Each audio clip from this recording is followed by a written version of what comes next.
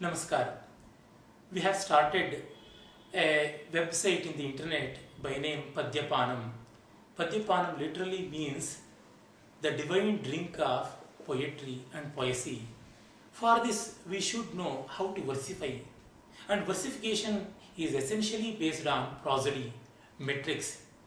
And not to speak about its importance in Sanskrit, the most wonderful language of India and one of the grandest and greatest classical languages of the world.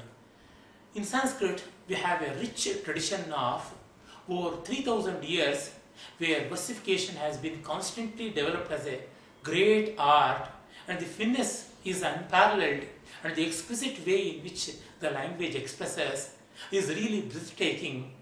And here in this lessons, we are going to have an informal introduction to prosody in Sanskrit, and also how to versify and how to have an easier approach to beautiful versification.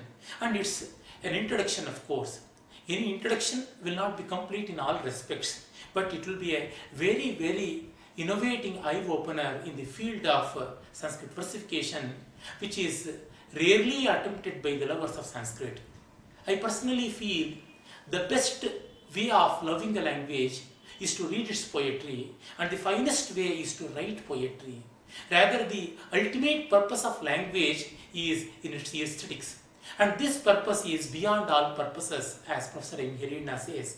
The purpose of art is to transcend all purposes, and poetry is such a meta-purpose which makes us realize the higher beauties of the world, that is Brahmaswada Sahodara, younger brother of the divine bliss, be capital. And now, Sanskrit versification is one such wonderful means towards that. SamskRta padyarachanam asya purvarangastu chandas parichaya.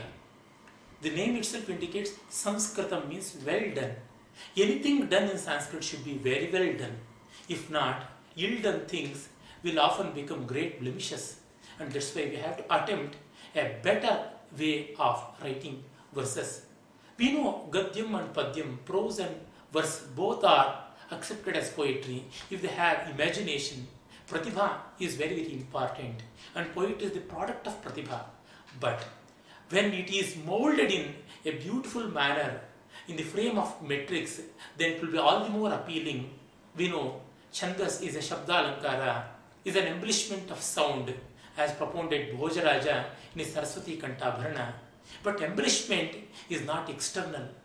It is leading directly to rasa, as Anandavardhana says, rasakshiptataya yatra bandhashyakya kriyo bhavet apratajyatta nirvartya solankaro dhvano mataha.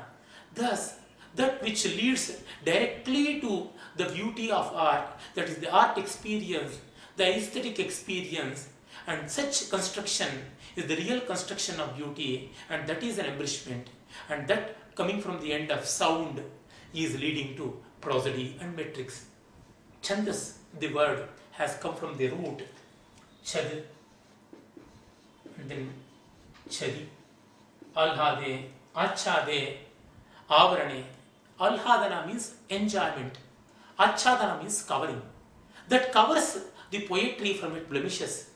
Any expression, if it is rhythmic, it will be so appealing to the world.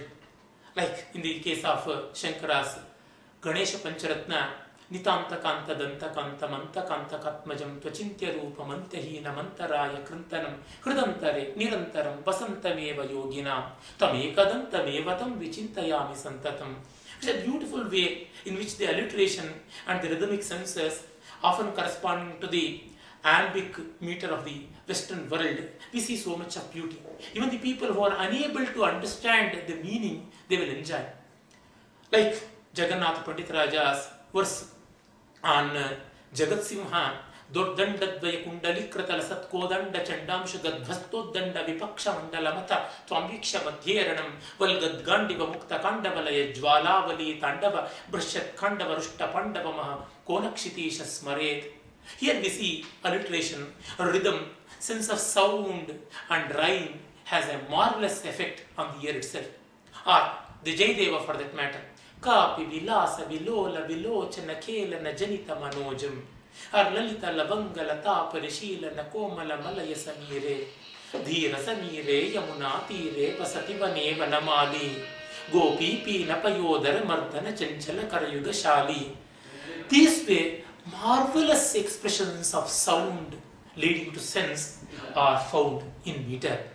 Now we have some lessons on prosody.